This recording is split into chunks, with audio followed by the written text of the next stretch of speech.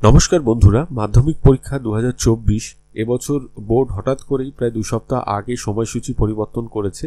যেই সময়সূচির ফলে 9:45 থেকে পরীক্ষা হচ্ছে এবং 8:30টার মধ্যে বিভিন্ন স্কুলের ভেন্যুগুলোতে ক্যান্ডিডেট অর্থাৎ মাধ্যমিক পরীক্ষার্থীদের প্রবেশ করতে হবে।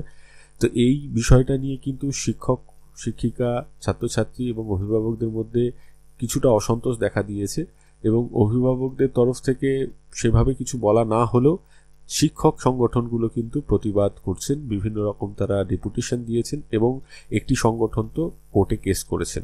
রানাঘাট ওবিআর বৃহত্তর গ্র্যাজুয়েট টিচার্স অ্যাসোসিয়েশন তারা অনারেবল জাস্টিস বিশ্বজিৎ বসুর এজলাসে আগামী 24শে জানুয়ারি 2024 তাদের কেসটি উঠবে এবং এই কেসের অ্যাডভোকেট পিটিশনারদের পক্ষ থেকে অর্থাৎ বিজিটি এর পক্ষ থেকে সুদীপ ঘোষ চৌধুরী, এবং এই কেসের যত অবজেকশন ছিল সেগুলো বিগত 22 তারিখ কিন্তু কমপ্লাইড হয়েছে।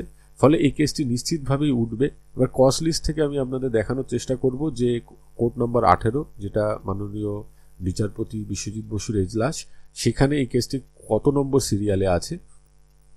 তো এটি একদম নিউ যে মোশন, সেই নিউ মোশন মামলার মধ্যে রয়েছে এবং 52 নম্বর সিরিয়াল থেকে এই নিউ মোশন মামলা শুরু।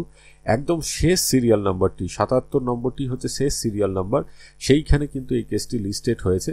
অর্থাৎ একদম শেষে এই কেসটির শুনানি হবে আগামীকাল, অর্থাৎ 24শে জানুয়ারি। এই কেসটির শুনানি নিশ্চিতভাবে হবে কিনা বলা যাচ্ছে না, কিন্তু কেসটি লিস্টেড হয়ে রয়েছে। যদি হয়, তার কি আপডেট আসে আমি আপনাদের সাথে অবশ্যই শেয়ার করব। আজকে এই পর্যন্ত। সকলে ভালো থাকবেন, সুস্থ থাকবেন। ধন্যবাদ।